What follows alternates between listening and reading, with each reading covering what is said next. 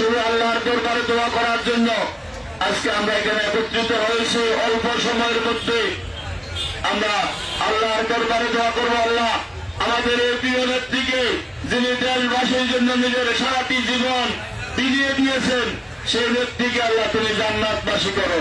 আল্লাহ সকল রকমের ভুল ত্রুটিগুলো তুমি ক্ষমা করে দিও। আল্লাহ আল্লাহ আমাদের নেত্রীকে তুমি জান্নাতবাসী করিও।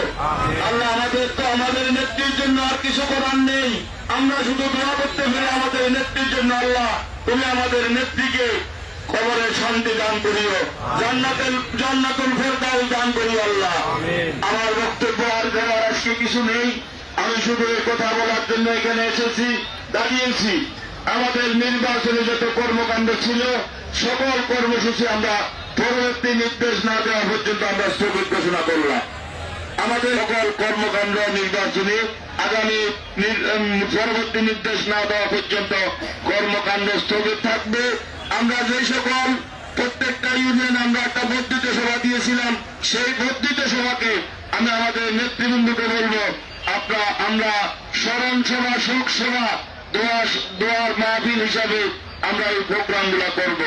আমাদের নির্বাচনী কর্মসূচি বাদ দিয়ে আমাদের নেত্রীর জন্য ওই সভাগুলো আমরা থাকুক। আমার মনে হয় ওই সভাগুলো আমরা রাখি, তবে সেটা এই সভাগুলো হবে আমাদের নেত্রীর জন্য স্মরণ সভা এবং আমাদের নেত্রীর জন্য দোয়া মাহফিল। আর আগামীকাল আমাদের নেত্রীর জানাজা হবে 12টায়, জোহরের নামাজের পরে আমাদের নেত্রীর জানাজা হবে ঢাকাতে মানিক মিয়া মিলিয়তে। আমি এখন চলে যাব।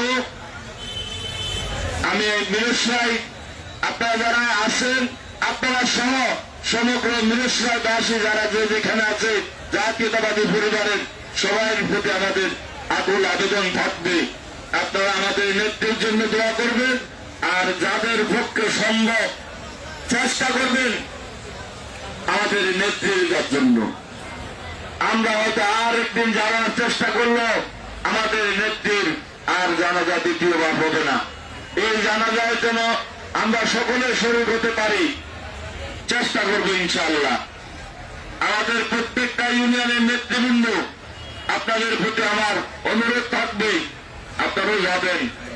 নেত্রী আমাদের জন্য, আপনাদের জন্য ওনার সারাটা জীবন দিয়ে পরিশ্রম করে গিয়েছেন। আজকে আমাদের পরিচয়, আজকে বাংলাদেশের পরিচয়, আজকে বাংলাদেশের নির্বাচন, গণতন্ত্র, সকল কিছু এই নেত্রীর হাত দিয়ে আমরা পেয়েছি।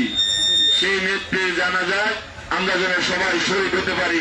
আল্লাহ যেন আমাদের সবাইকে শরীক হওয়ার তৌফিক দান করেন। আল্লাহ দরবারে এই ফরিয়াদ করি। আর যাওয়ার জন্য যদি কেউ যেতে চান, যদি আপনাদের স্ব ইউনিয়নের ব্যবস্থা যদি না থাকে, আমরা এখান থেকে বাসের ব্যবস্থা করবো, আপনারা যেতে পারবেন।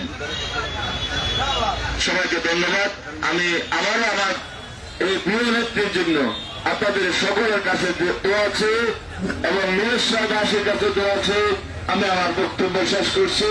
এখন আমাদের মাওলানা সাহেব দোয়া করবেন। আপনারা সবাই আমাদের নেত্রীর জন্য দোয়া করবেন। আসসালামু আলাইকুম।